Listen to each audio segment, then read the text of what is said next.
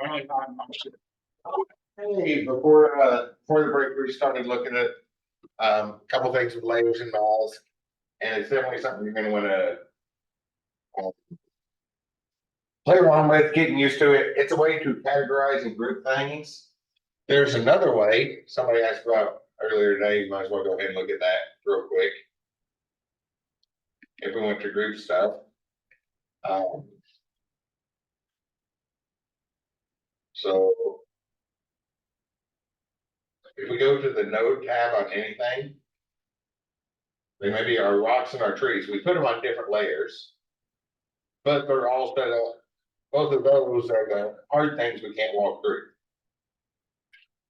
We saw before on the node, we looked at the signals, the different functions we can call from any of our scripts whenever certain events happen. But next to that signals tab, there's a groups tab. So we can just add groups here.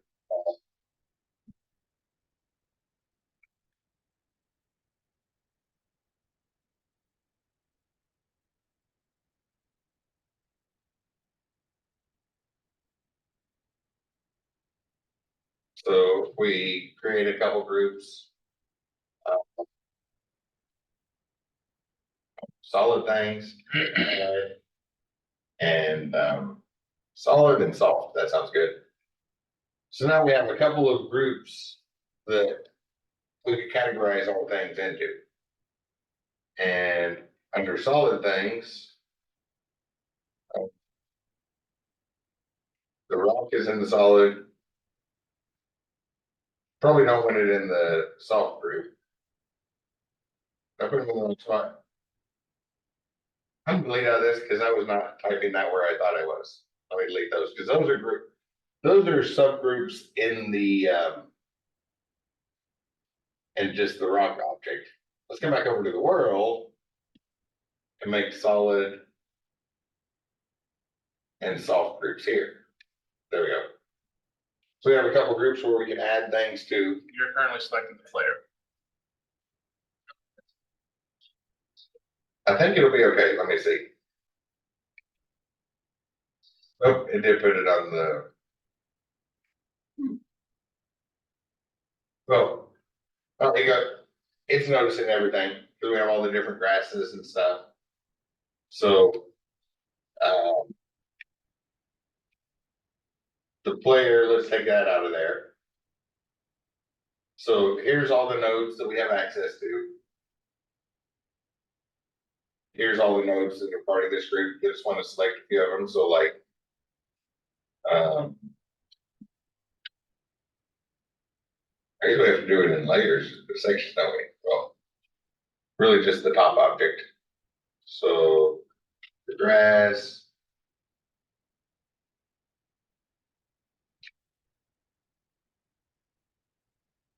And if you did any sort of like parent-child relationships to make that a little bit easier. Honestly, wouldn't it just be easier to go into their scenes and do this instead? Since you can just do the scene without then yank all the others and do it. Respawn them. Those would be groups on those scenes though, not on the whole world. So whenever you add objects, so like in our soft group, we can add all the grass, bubbles. I'm just gonna stop there. And for the solid group, take the player out of there and adding like trees and rocks. But notice how we can get to all the pieces of it too. So it's not just the, well, we can't get to all the pieces. We can see the, like the puddle or the sprite for the puddle. It's two separate things. Yeah, we just added some trees and some rocks. Which I also don't see the sprite with my thing. You don't see the sprites? No.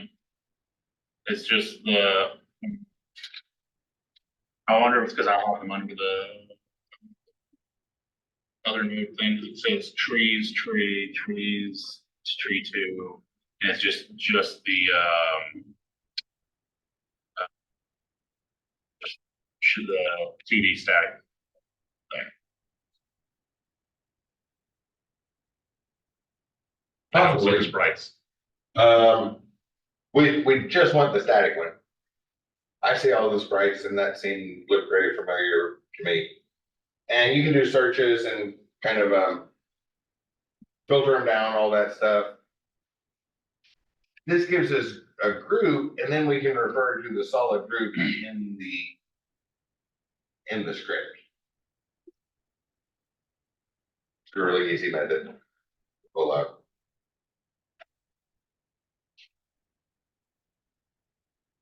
Group and Godot 4.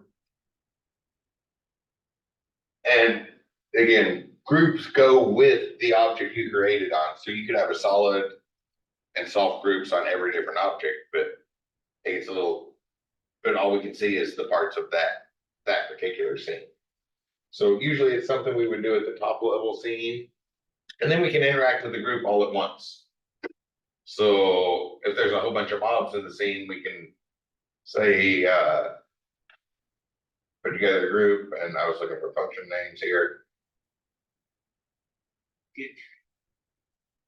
Yeah, we can access them. We can access all of them at once. So Space Invaders, we can put a bunch of ships in one group and then access all of them and move them all at once. Sort of a collection. It's better. Yeah, I guess that's the way to think of it. Think of it like a list or array, or it's kind of like that, only a little bit better because we keep the parent-child relationships and all the relative positioning and things like that. So we get extra information. Yeah, it's like a souped up list. So you want to keep it kind of small, right? Looks like in this example, on player spotted. So if there's a straight line is open between some mob and the character, then we can notify all of the characters about it and have them react accordingly, and do have a whole bunch of calls at once. I don't use those very often, but they exist, and it's a dynamic thing. Think of it as an alternative to a list in the script. I think that's probably why I don't use them. I usually just make my own list. Thanks to the list and then take control over it. But it kind of comes out there. Another way of grouping things. The groups is part of how I did my Mario one. I had like a mob group, player group, sort of thing. But I had It does make things a little bit easier. It gives you a nice little tag. We use strings to identify the group, which makes it a lot easier to do certain things. We also have the visibility layers. There was a major update in Godot 4, and they changed names, or they kept the old names and changed the functionality on what they did. So yeah, so definitely if you start looking at the visibility list, make sure you put Godot 4, but that's mostly going to get you back to a bunch of like Reddit forums where people are confused, because they kept the old names and previously they acted like the visibility layers in Unity, but now they act like the visibility layers in GDevelop. No, that's not the name of it. What's the G one? I'm drawing a blank on the name. But they changed how they act, which has caused a lot of confusion, and resources are kind of sparse on those. But it's basically our visibility layers. Let me take off the on top on the player. And move him to like layer 9 for visibility.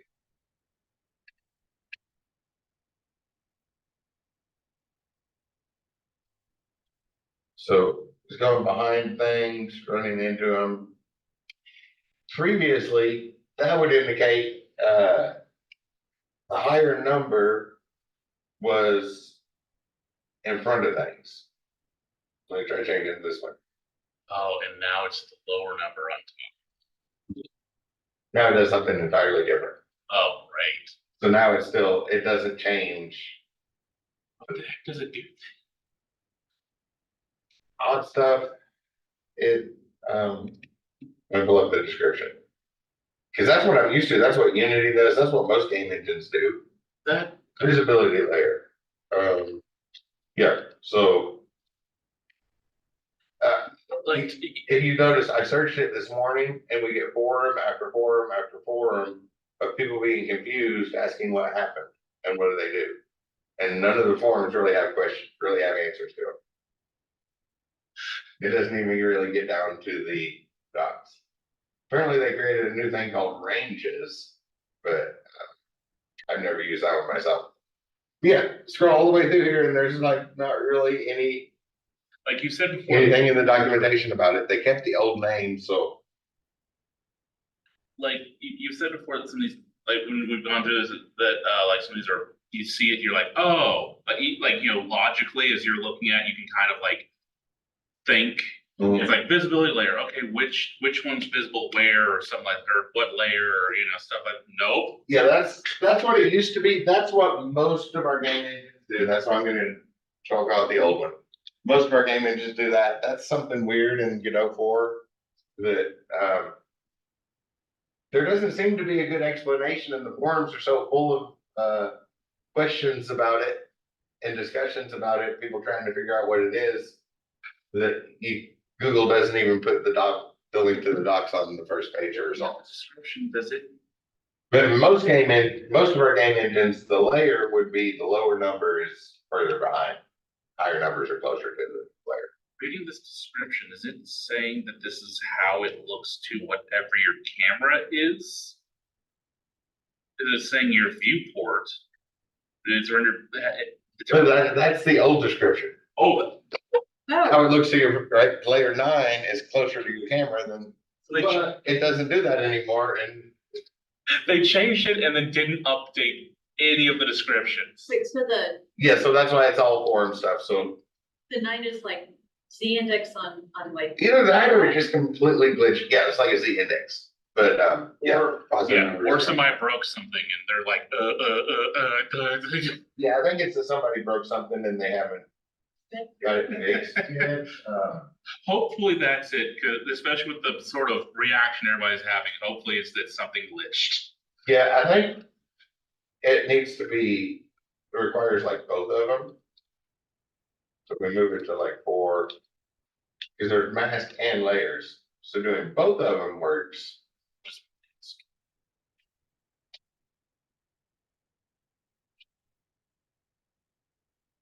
So it still does it, but it should be, if you do one or the other, it's inconsistent. If you do one or the other, it doesn't care, you gotta do both. You have to do both, which is really, really strange because then we lose that interaction we saw a moment ago with layers for the break where we can define layer by layer what's where. But I guess just do both. And then it says which. That, even that's inconsistent, because yeah, I have 4, I did 10 on both of them just to have it like, I guess, the host or whatever, and it goes underneath. If I go before like you have, it goes underneath. Yeah, it's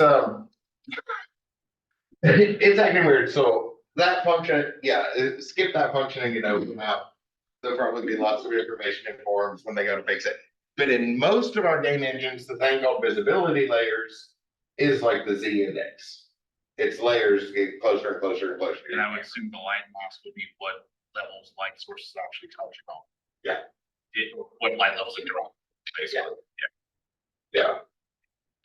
Yes, say similar thing, but that's what it does in almost all of our game engines except GDevelop and Godot.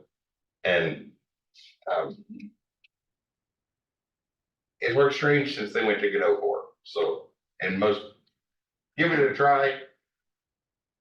And I don't know, maybe somebody will get it going.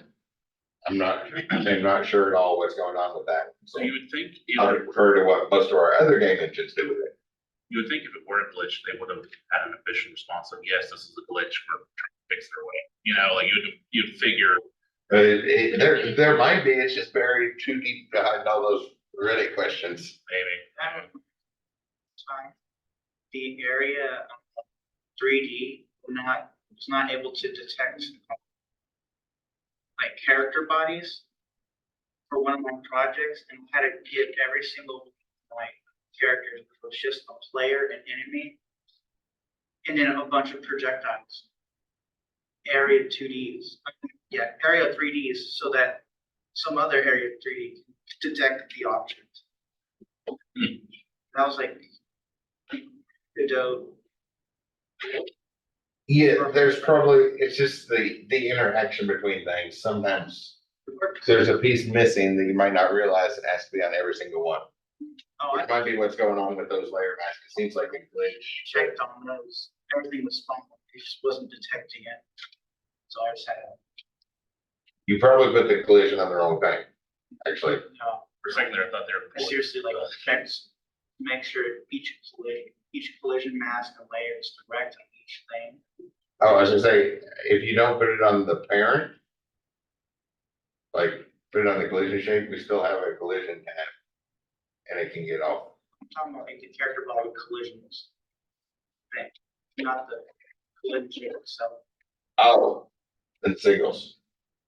Talking about layer and inspector, and I checked the collisions on each of them. And then on those to make sure that it was correct. It just was the function for that.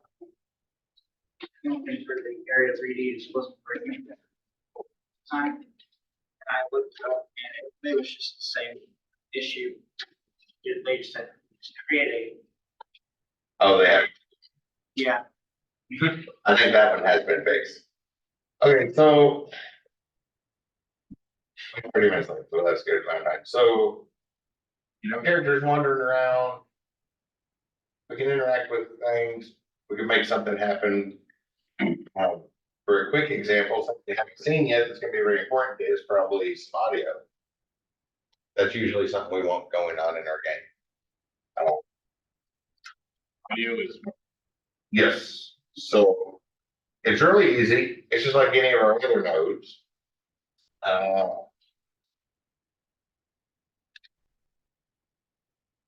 A big difference though is where we get these things.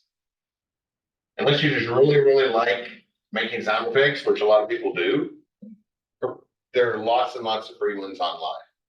And not like lousy ones to sort through. So when the big name companies in Hollywood, when they make their next movie, they're gonna ask some sound guys to make a bunch of sound effects for the movies. And they're not gonna make one, they're gonna only make the one used in the movie.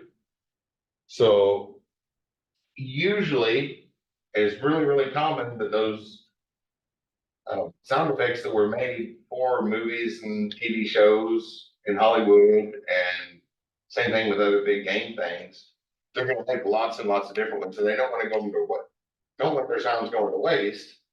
So they just put them out for free online. Sometimes it's small fees, but usually, especially the ones that were made for movies, like if it was made for, if Disney paid them to make sound effects for the Marvel movies, they're gonna make a whole bunch of sound effects. Disney's gonna buy one of them, then they got paid for all their work, so they don't necessarily even have to, or aren't even worried about charging for it again. So there are lots and lots and lots of free sound effects. So really, there's a quiz this week about finding sound effects. There's lots of them on there. But the point of the thing about the quiz isn't just to quickly find those things. Look at a few different sites. Try to find a good site is really why I wanted you to go look for those things. Otherwise, it's just the quiz is just some scenarios. Yeah, you'll see it when you take it. It's just a scenario, and then like find a good sound effect for this scenario. never underestimate the power of sound, folks. Lots and lots of them on there. Make sure you check readmes, see if they want royalties and it's free to use, all of that. Probably, oops. Actually, I put something. Probably include the word free, especially in class. Uh, When you are, when you are making games professionally though, I mean, that's what's gonna go in your taxes every year. And at that point, paying for sound effects is a business expense for the game. So at that point, you might want to look for rather expensive ones, like what Disney and Warner Brothers do. And why the sound guys aren't worried about all the other ones, because they made lots and lots of money, and that was a tax write-off on $1 billion project. So they make lots of money off the one that Disney buys off. Free sound, I'll start with the top. You know how Google goes, right? The top search result just means that they paid a little bit I love this. more. So we need, I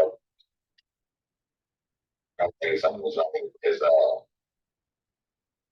it's possible. Crash. Find, oh, broken bones, that'll work. That'll be like. I was just gonna play something when we bump into the stuff, so like run into the tree, oh, it's really quiet. And I should probably share the sound, share the screen.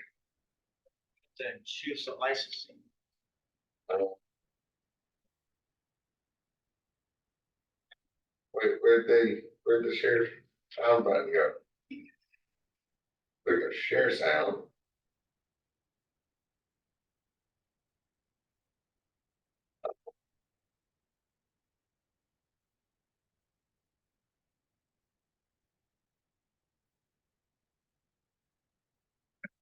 Zoom move the share sound. Yeah, share.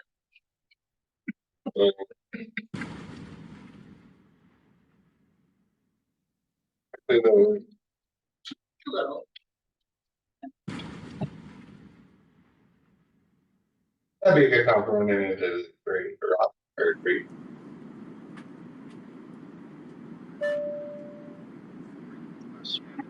What?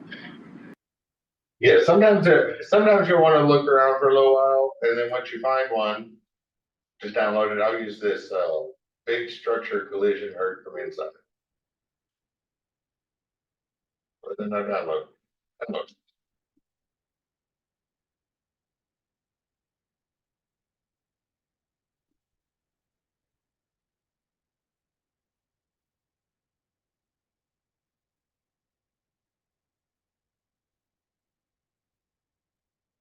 Do you have to like go to it? Is it it's Probably log in or download. I don't want to log in. Yeah. When we go somewhere else, royalty free sound effects. These should probably be downloaded. Video tools. Plane crash. Let's see what it is, if there's anything here. Box crash. I don't know what that is. Oh.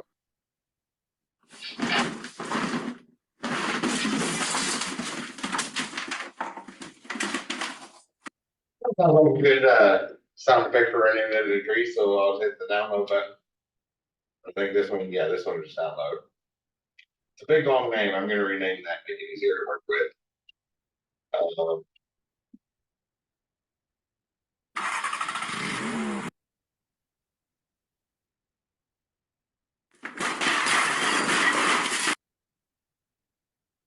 Sound.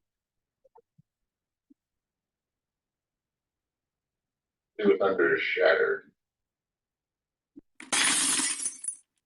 That'll work. Just a couple sound effects. They don't have to be, yeah, I'm just grabbing some random ones. So I'm come over in the downloads folder and rename these. Well, I guess I can keep them that name. I'll copy these over to the folder just like we do with our images and all that stuff.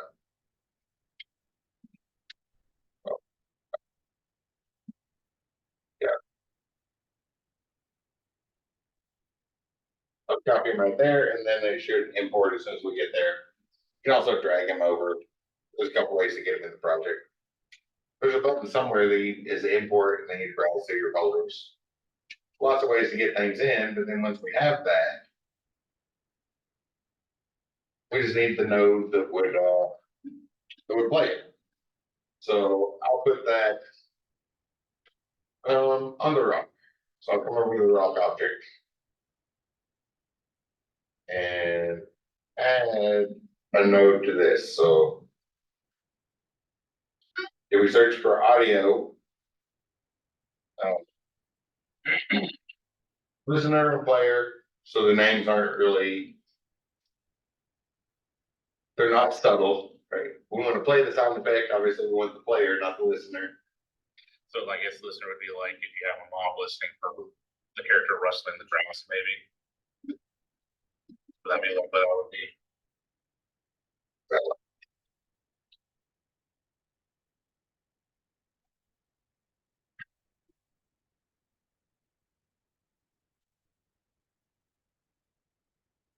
Never used them much. It doesn't seem to have any particular properties. I was gonna look at the properties for it. Maybe it's a unique thing in the script that it can have. I don't know. Yeah, I was thinking, I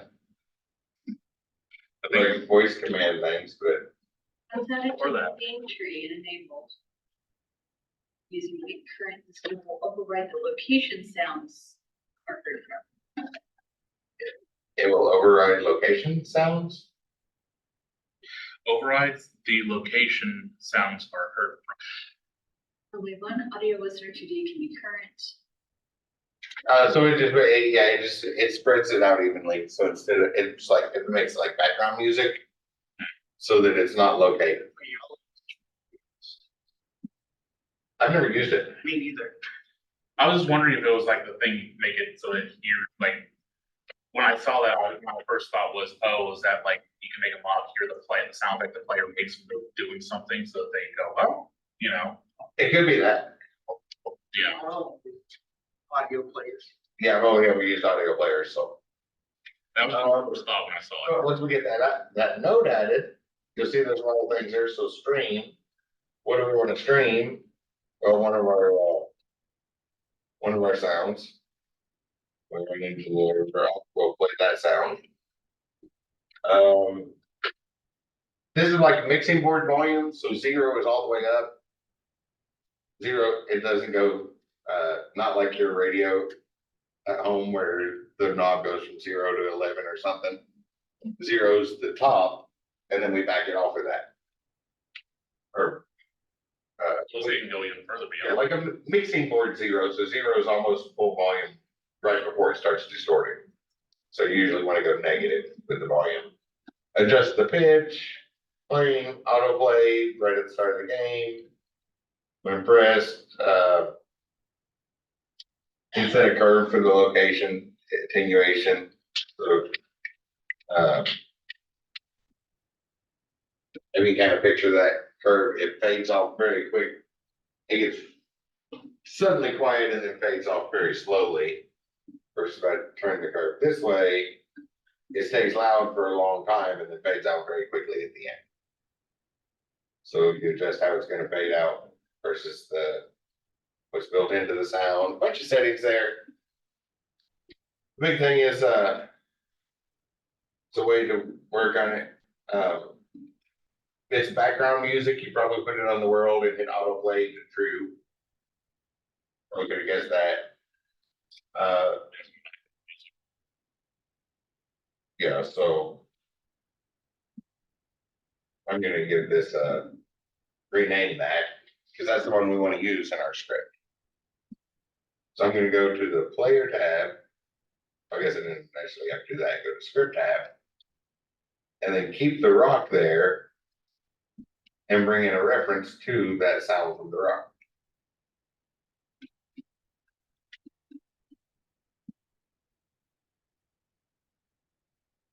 Wait, that shouldn't,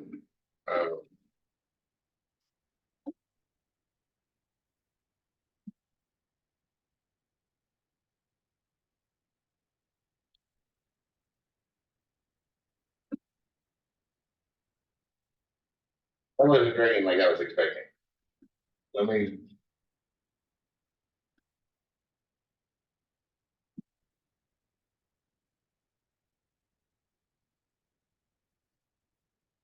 Try to do a preload. So I want to get to that sound. So it's probably easiest. What I thought I was gonna do isn't gonna work. So I'm gonna come over to the rock and attach a script. Just blank script, don't need anything. And I'm gonna add a new function that we can call function. Play sound.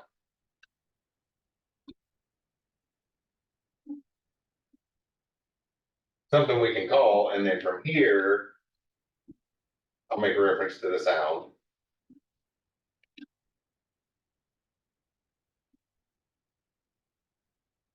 Is sound.play, .stop. You can probably guess all this out, all of the function names already, right? Everybody have a pretty good guess to it, or we've seen how to do this in Godot. We can just drag from our thing.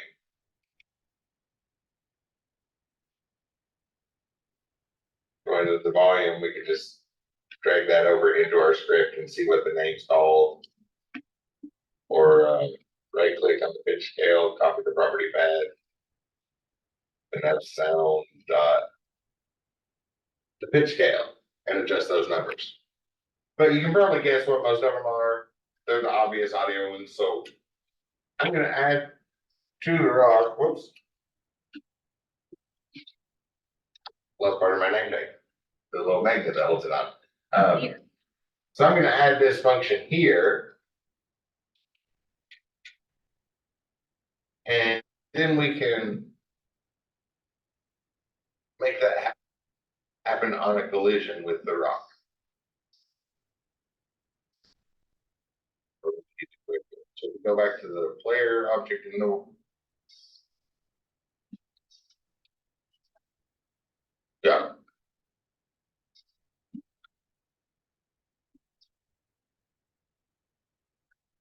We go to like say our rock object and a node.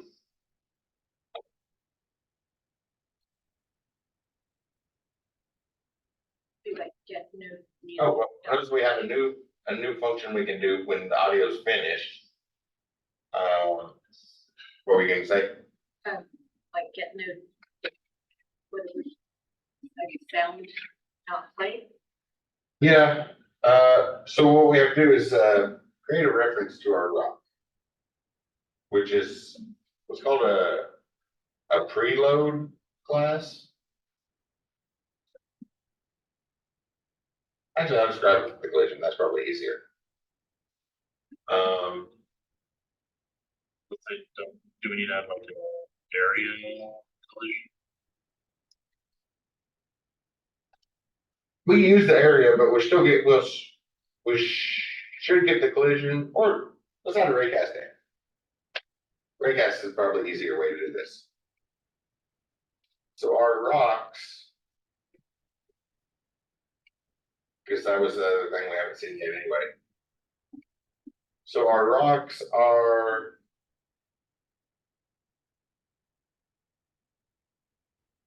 on layer 2. So on our player, let's add a new component here called ArrayCast.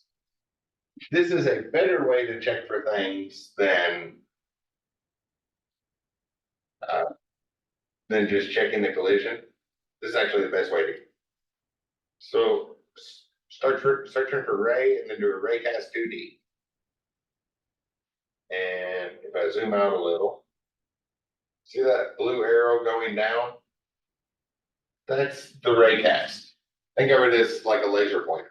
It just shoots a line out in one direction, which takes virtually no processing power for some certain distance.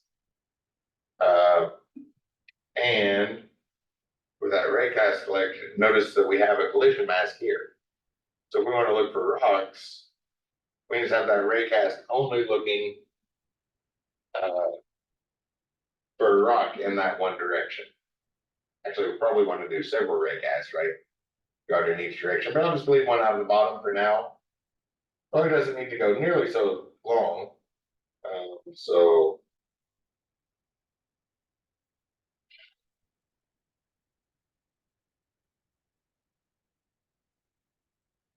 Like with choose either areas or bodies, you can click through the list, see what's there. There it is. So how far are we looking?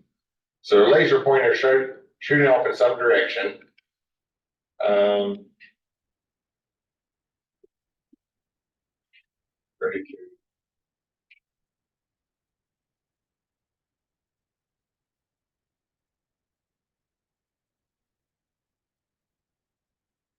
So 16 is like right at the edge. Probably want to go a little bit further than that.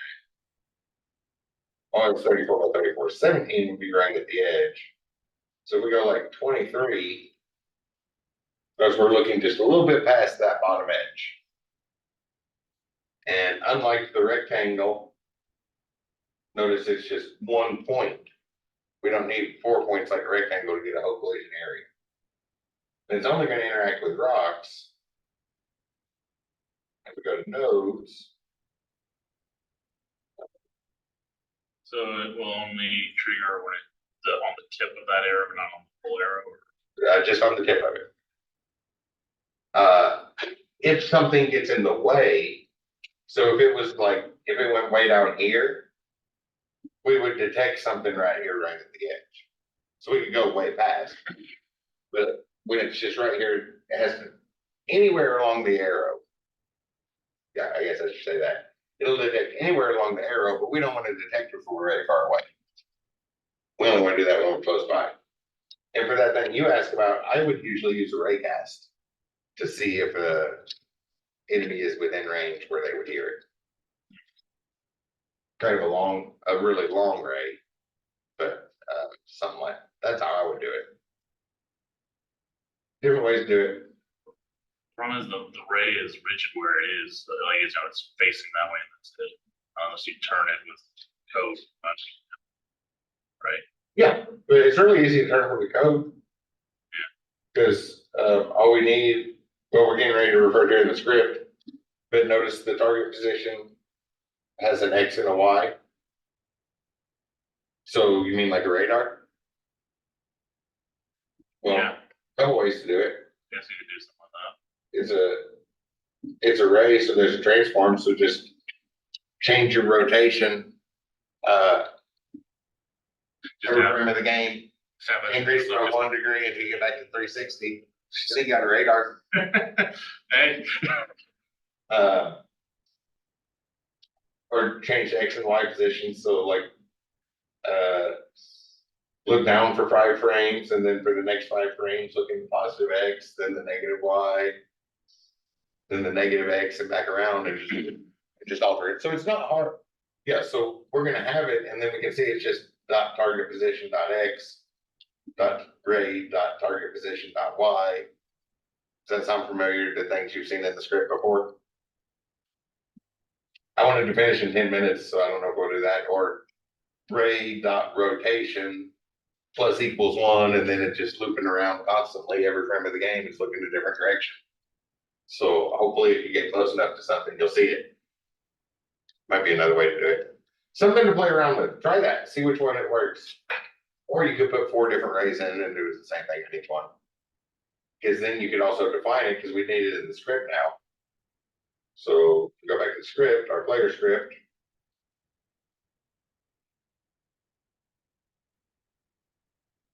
Write that in there. And we can just see if our ray detects anything.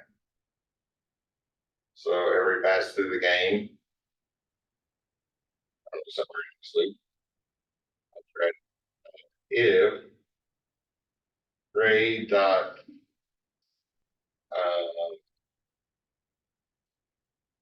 hit collider. Oh, I need that. I feel like I always put an and here, and I'm drawing a blank on what the and is. This might cause an error. We'll address it if it does. Wait, actually, it's probably in this one I have printed out. I feel like I'm skipping something with that. There's a collide with areas and collide with bodies. That'd be what you would. I think we just want to get collider. And then, there it is.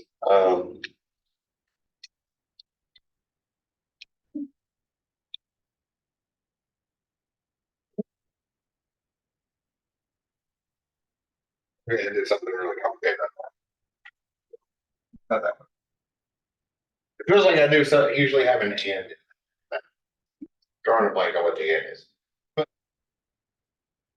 if the collider hits something, which from layer mask, we know the only thing it can hit is a rock.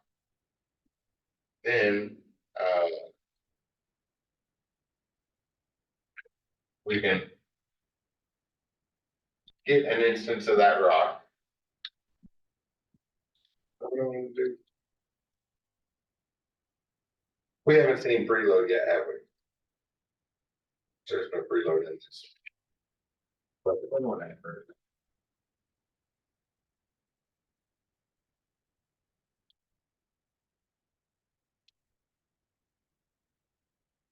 Huh.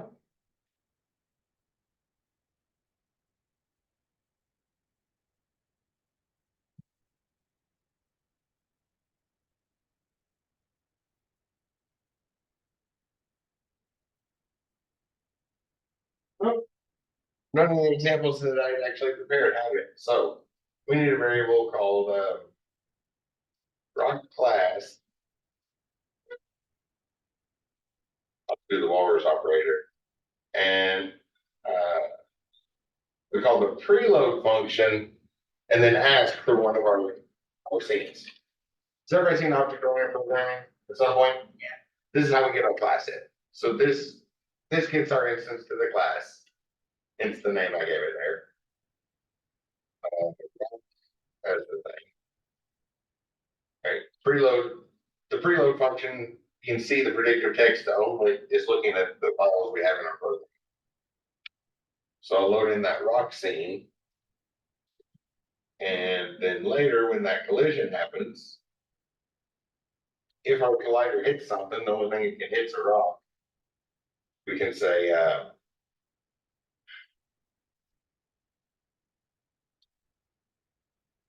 create a rock instance from that class. Rock class instantiate.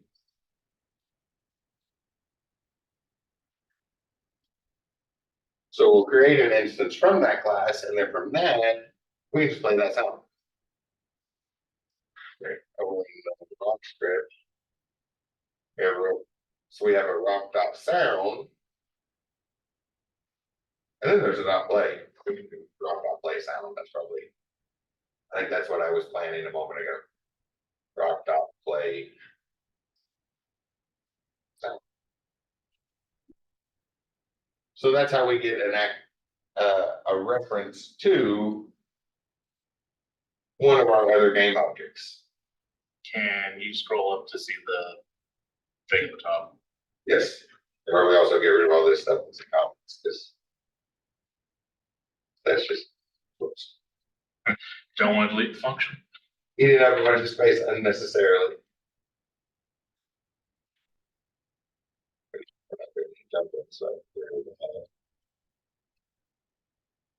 There we go. It all fit on there nicely.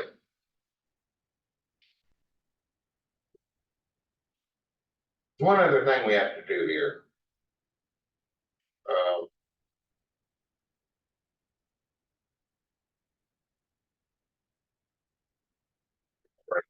This is an easy one to forget. It's one of those things, it's easy to forget because it's a trivial point. We already, and when we're thinking about our algorithms, we're going to think about all the hard parts, and it makes it easy to overlook the trivial ones. Now, when we run into a rock on the bottom side, oh,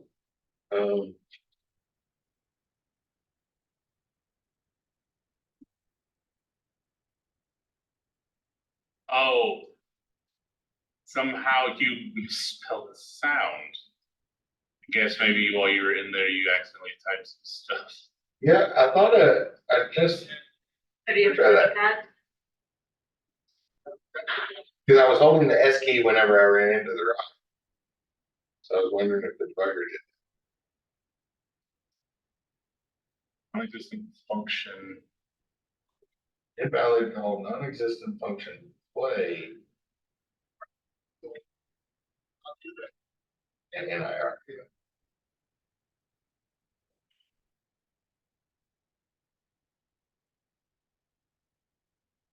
I'm gonna get rid of that function and just do it all from over here. So if we go to the player script.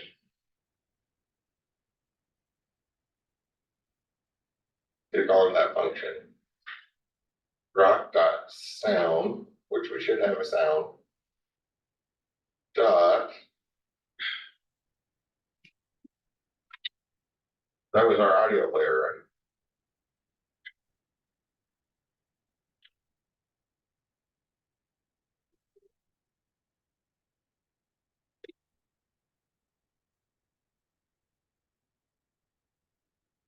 Well, let me go back to what I just had. So on the rock script. Play sound, sound is a reference. Oh.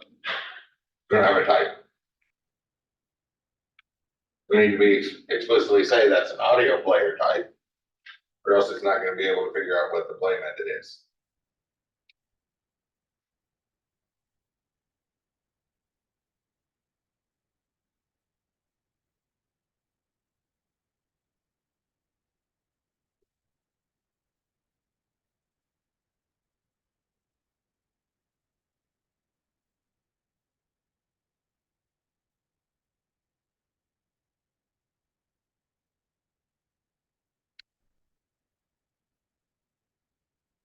Play from position. That apparently requires a position to use. Sound dot. Play parentheses. Oh, I was looking for this method. It was on the predictor text now. Did it work? So I sound just got excited about something. Yeah, I'm doing kind of what you all did, but I put the hit sound into the player. Oh, that works. And then I had a array that points into the direction that the player is going towards, but it kept playing twice. Once when you hit the clock, and then once you let go, because the position thingy on the array was counting hitting the rock twice instead of once. So to fix that, I put it in check where and make sure that the direction is not equal to 0, which is when the player is not moving. So it doesn't play this. Function and base. So I looked in the documentation for the play command, and it's play, and then in the parentheses you need from position, and the position is playing the sound. That's what it says. Use the audio to play on the next physics frame from given position, from position in seconds. That's what it says in the documentation. Oh, just a number. How far away from it does it need to play? You learn to player, because we're saying that player's getting a non-object world.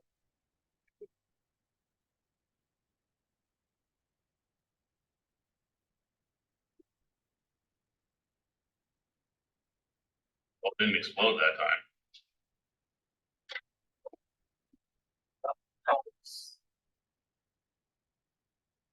Really though, it keeps playing.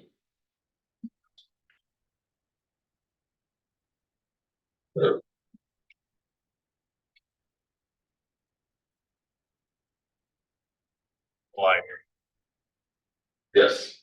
So this is something, so You don't want there to. was a little click at the beginning, maybe a couple little clicks. Did you hear that on there? It tried to play it, but then it was essentially an infinite loop of trying to play that sound, which is a bit much, right? So this is something we haven't really seen yet that shows up a lot in game development. And the best way to deal with it is just have little flags. So variable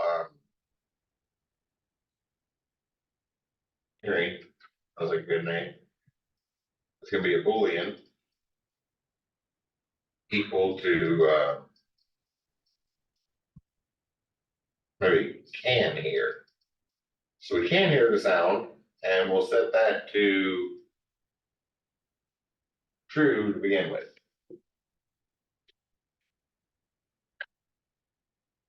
And can hear. This is the and I was thinking of. So if the raycast goes off and that Boolean's true, then we'll play the sound. And here equals false. So now it should only play the sound one time. But then if you smack into a rock again, we'll never be able to play it again. Yeah. So we have to adjust it back afterwards. Which is a good place for timers. So there's the flag of finished playing. I would probably have just when finished. That would work. There's different ways. Why is my play? Because you still didn't include the Location. you have to have from position : space. Oh, that's just saying put a floating point number in there. So how far is it away from the position of the object? I think if it's still flagging, I think it still wants the from position though. Which so for some reason it says space of nil, so it thinks this is empty. It might be this thing.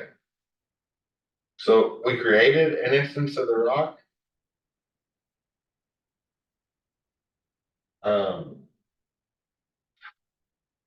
But we never added it to the scene.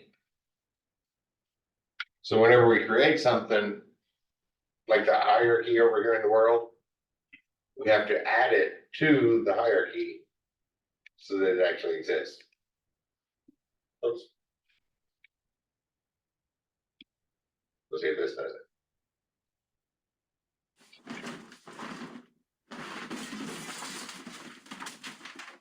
On your face. Yes, so a little collision issue. So let's change where that rock is at. Perfect sound effect for Gmod physics happening. Because I Like a plane crash. Let's move the rock vector. We'll move it to vector 2 and move it down a little bit. So same X components, but let's move it down 40 in the Y axis, and that way it's not right on top of us. The problem that I'm foreseeing with this is you're not adding anything to delete the rock wherever the heck it's here. Yeah, good still there. We also need to reset this Boolean. So little flags like this, we haven't seen many of them in our examples, but that's something you'll do constantly as you're checking different states. A lot of times the thing you're checking depends on other states in the game. So you're gonna end up with a lot of different Booleans, whether things are active, make everything stop at once. Yeah, I'm gonna get rid of all of those at once with a timer, because we haven't seen timers either. So preload in the class, the design for an object, and then our raycast can only detect it. So we'll create an instance of it and move it off to the side, because if we create it at the same spot as the player, we get that strange collision. It went flying off the screen. The sound still played, but now it it gets created off to the side just a little bit relative to the player. And then this is the one, this is where that error message was coming from, right? It kept saying, cannot call a method from a base of null. So null, the rock that we were trying to play the sound from was still null. It was empty. We never actually added it to the scene. So make sure you add it to the scene. So we need a timer. Let's just set a timer and then reset all those things. So I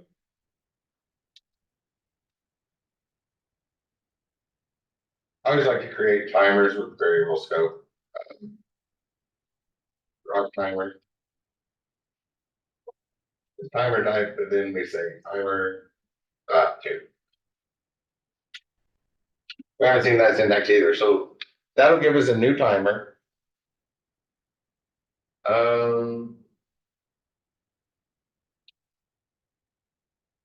And after we do all this, we can call that timer. So rock timer dot connect. First thing is we have to connect to something. So I'm going to say timeout, which is just the end of the timer. And then what function are we going to run whenever the timer runs out? I'll just make one called rock function. Sounds like a good name for it. And to get rid of that, those error messages, I'll copy that name and then scroll down to the bottom and just create the rock function and just put pass for now and get rid of all the error messages while we're typing. So what function do we want to call when the timer reaches the end? Rock timer dot couple options. One shot means it's going to happen one time. So if we say true, it's going to happen just one time. If we say false, it'll just keep looping over and over and over again. Keep running. We just need this to run once because all we're going to do is reset stuff, right? We're going to delete this instance, the instance of a rock.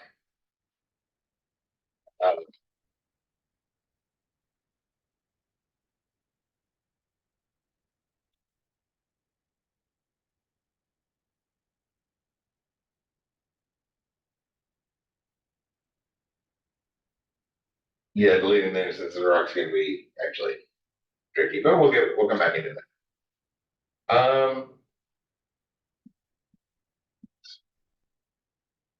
And then we need the time for it, rock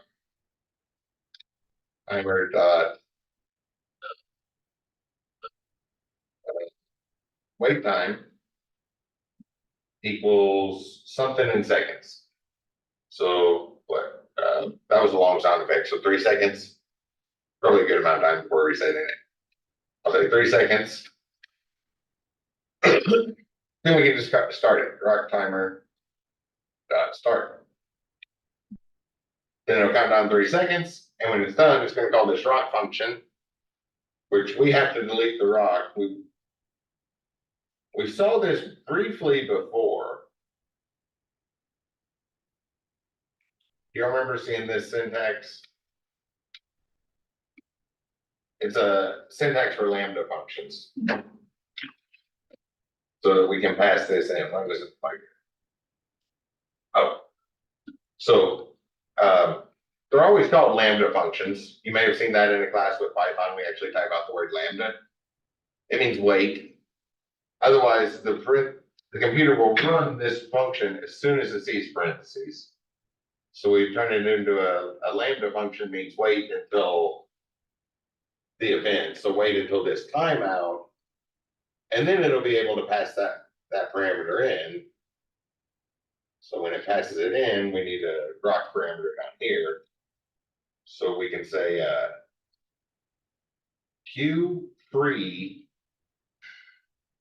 is what removes that from the hierarchy. So the hierarchy of all the objects in our game, anytime we want to take one out, we just call this Q3 method, and that will remove. Whoops. Maybe it goes this way. It should, Rock.Q3, there we go.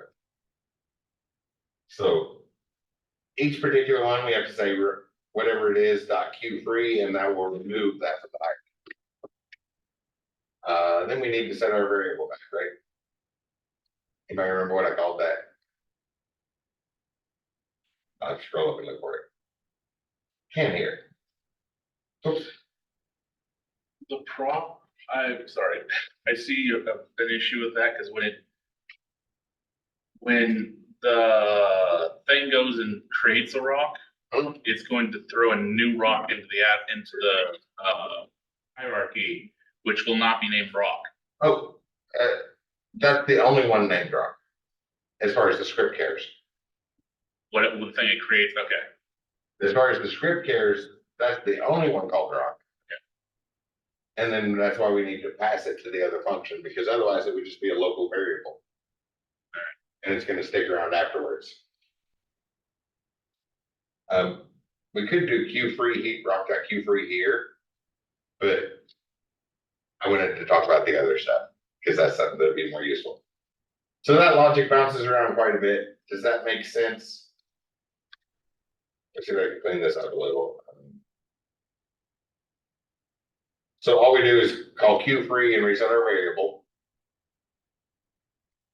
But if our collider hits something and that flag is raised, means the boolean's true, so we'll go ahead and create a new rock, play the sound effect, create a new rock, add it to the hierarchies, play the sound effect, start our timer, so that after 3 seconds,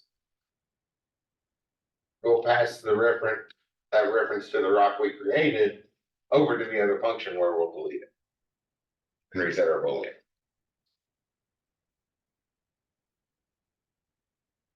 A little bit complicated on the logic there, right? But I wanted to do that in pieces because that is how game development algorithms always come together. They get kind of complicated. Everything is connected to everything else. And when we just start putting pieces together, and the algorithms tend to be a lot more complicated than like business software. Now we should get our sound effect.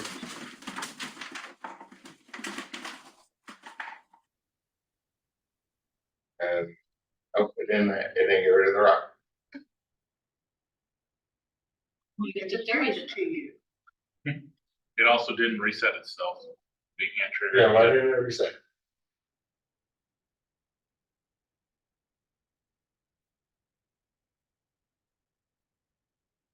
One shot, so it's gonna run once, wait time 3 seconds. Oh, we have to add it to the, same thing that happened here. We never added that timer to our hierarchy. Before we start, so after setting it all up, and before actually running it, we have to add it to the hierarchy.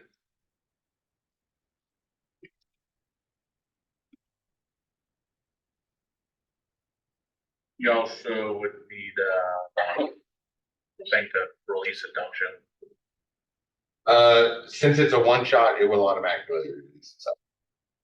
So with timers, it's either a one shot where the release is built in, or it's a looping timer where we don't want to hear it. So we don't necessarily have to do the Q3 on timers. Sound effect.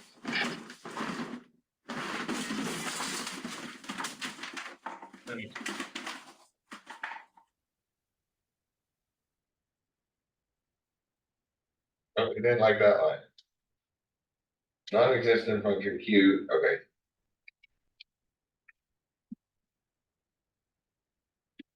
We'll go back to what I tried to type at first. Q3, the rock. Oh.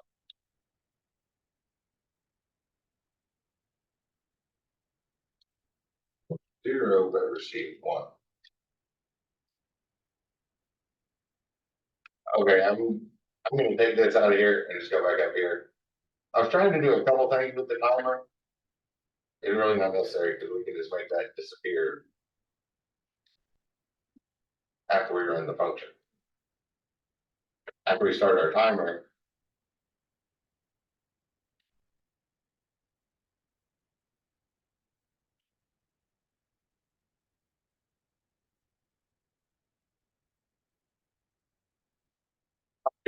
Queue free. It's just built into all of our game objects. Whoops. Looking in the wrong spot. Object.free, which isn't a very safe way to do it. Just make sure you use object.queueFree. I'll just do it here, rock.queueFree. Let's see if it likes this a little bit better. But that general problem solving part, you see how it's be a touch more complicated. Nope, that's not gonna work.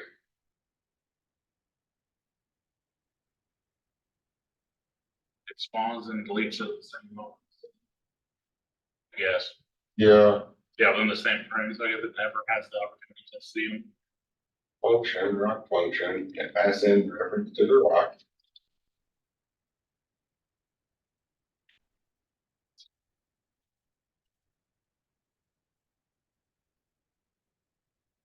I know that you want to do the whole raid thing, but I still would have for me personally, I would have just on the rock scene had it have the it looks pretty they're smacking it. Oh yeah, the rate thing was just because we haven't looked at rate guys yet. This in class examples, we're very restricted on time.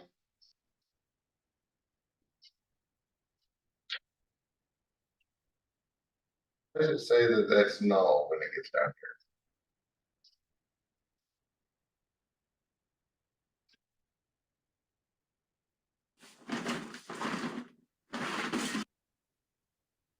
Oh, that haven't worked. How about that typo in there?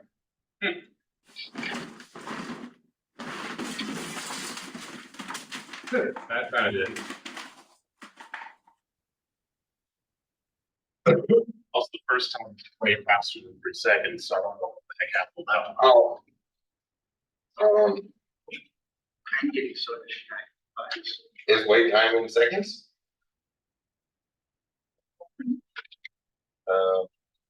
Wait time in seconds. So I think what happened is it went too soon. Let me give it like 5 seconds.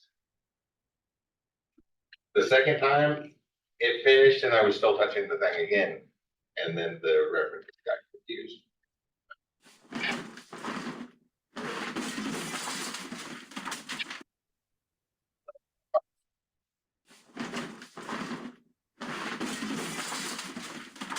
I should be able to recreate it. It doesn't make it the second time. So Oh, the second time, it's not understanding that there's different instances of the rock. So like when because it spawns it the first time, does its thing, deletes it, and then when it goes to delete it the second time, it's like, that I already deleted this doesn't exist. let me check that.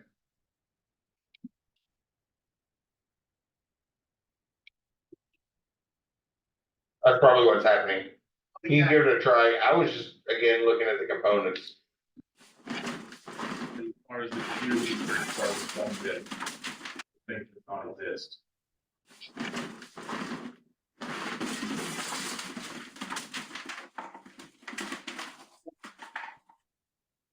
The timer from the previous rock. Oh, Okay, do you actually have to queue free it? yes. Now you can just disconnect. Disconnect it. So I have to pass that in as well. Before the timer gets rid of the previous rock. And I think it's like timer dots, something. Disconnect. Remember how to do that before this say, city builder and the UI kept, when I pressed it, it just played the sound. Usually we don't have to do that, I think we're seeing a bunch of compounding. this makes a great example, usually I make all of the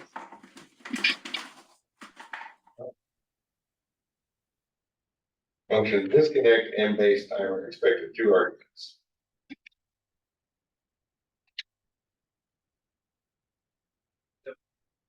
Signal name and the function, so. I think at the same time you're demonstrating everything else, you're also I wonder demonstrating the if idea of going down a rabbit Right. hole and Yes. getting ever more complicated with everything. Yeah, because, so again, with the timeout and the function that it calls. There's another way around this. Let's say as a, for instance, the raycast is the only thing you can think of to be able to do this. So now you're just going down this rabbit hole of all this stuff to make the raycast work. Yeah. For a player to pay a ball, play the sound, have it check that it doesn't do it multiple times. So what I'm gonna do is cut where timer was created and create the timer locally. Oh. So now when it gets to the end of the function, it'll release that from RAM. The timer was global scope. So it didn't get deleted automatically and it was still expecting itself to be connected to the other thing. Yes. Let's see if that works, but yeah, a good example of the rabbit hole and how to build the logic. And in this case, just scattered pieces that go together. Remember, that's what we want to study, those little components, and then try all the.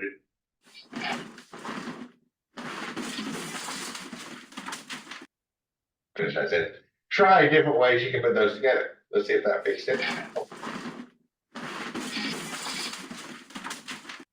All right, twice. That's a good sign. Yeah. It's no longer fitting. Yeah. I'm starting to feel confident that bug's fixed now, right? You all know the process, but, a bunch of little components, and then the example here of, This is how you spiral into spaghetti dough. yes, it starts to, yeah, we get deeper and deeper into holes as we put our algorithms together. You start with the basic one of what you want to do, and you just have to keep making little fine tuning adjustments till you get to the end. And then afterwards, refactoring, come back and clean it up afterwards once it works. But usually game development, there's not a lot of things to refactor out. By the time we get it working, we've added so many checks and flags and conditions and all the little pieces we need that there's not much we can go back. Or like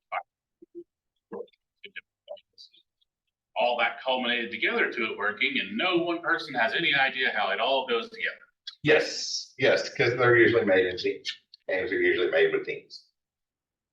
But that's yeah, I guess really the example there was a bunch of scattered components. You can start doing stuff with it, but I believe all of those components are things you will need in your next programming assignment. Anybody have any questions about stuff?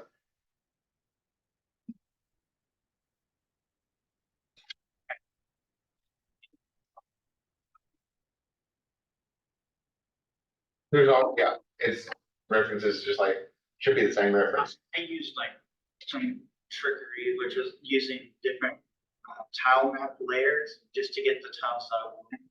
So for the trees, there was a separate layer for that, got all the trees positioned, then placed the custom tree that needed.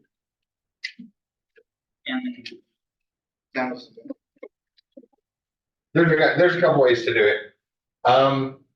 I don't hear any other questions, so that leaves us like an hour and a half of time to call it lab time, click around and do stuff. And it's a very active subject, so if you're following along there, you probably want to do some editing on that example or look at your projects. Please use our time productively. It's a very time-consuming subject. If you have any questions, let me know. Otherwise, I will see you all on Wednesday. What are we looking at on Wednesday? AI navigation measures, makes it a lot easier to move the things around or bring up our buttons and things like in 3D world, we just click in a direction, our character starts going that direction. Then all our buttons are free. Those are nice role-playing games.